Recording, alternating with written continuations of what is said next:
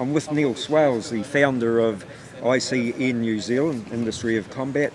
Neil, how long have you guys been going? Seem to have been around for a long time. Yeah, it has been a long time, Tone. We started about 5 years ago now, so we've been plugging away slowly, and it's taken us to where we are today. Well, there's been a lot of changes in that 5 years, because I know when you were fighting yourself, both kickboxing, submission fighting, MMA in the old days, no cages. No, there was no cages around. I think there might have been one underground in the whole country, but there's a few popped up now, and we've bought our own, so moving along. Well, that's the thing. I can remember seeing this the first time it was on show in Otara last year, and my jaw dropped open because it's massive.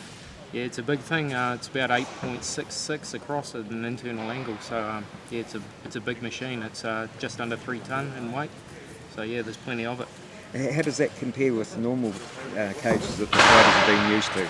Yeah, it's interesting. When I started looking at the UFC cage, they were actually using a 9.2, and they got to the point where they thought the fight was too open and there wasn't enough angles getting cut off, so they've shrunk theirs down. So we're actually not very far off what they use at the UFC now. Now, that was the thing I was going to ask next. Has there been a change in style of fighting? Does it perhaps prefer the stand-up fighter now, or it makes it a bit more difficult for the ground fighter?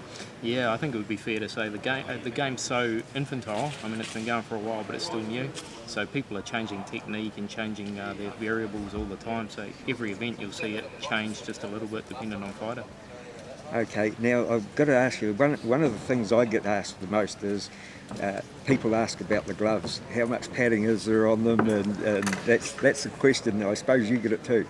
Yeah, I do. I remember back when I was fighting in Aussie and the pro class gloves, there's not a lot of padding at all, mate. When you get hit, it feels like you're getting hit with river stones.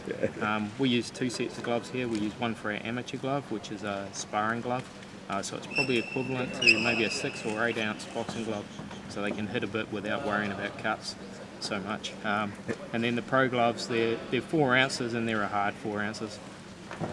Here we go, from the man that's done it all himself and now promoting the sport big time. Thanks, Neil. Thanks, Tony. Cheers, mate.